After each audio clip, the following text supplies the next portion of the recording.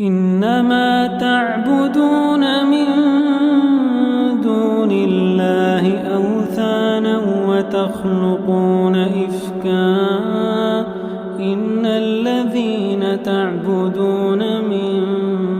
دون الله لا يملكون لكم رزقا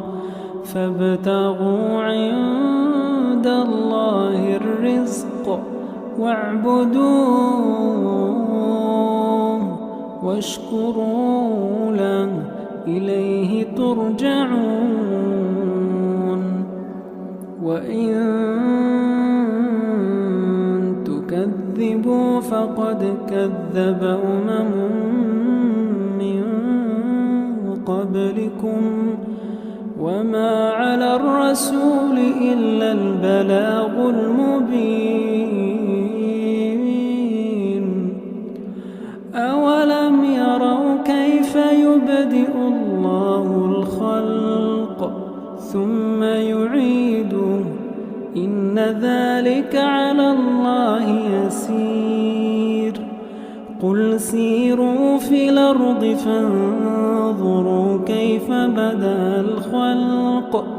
ثم الله ينشئ النشأة الآخرة إن الله على كل شيء قدير يعذب من يشاء ويرحم من يشاء وإليه تقلبون وما أنتم بمعجزين في الأرض ولا في السماء وما لكم من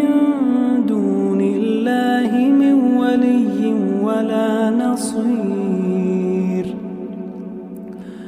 والذين كفروا بآيات الله ولقائه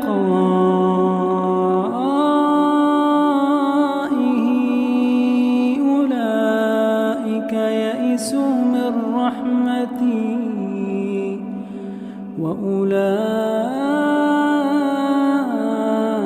لهم عذاب أليم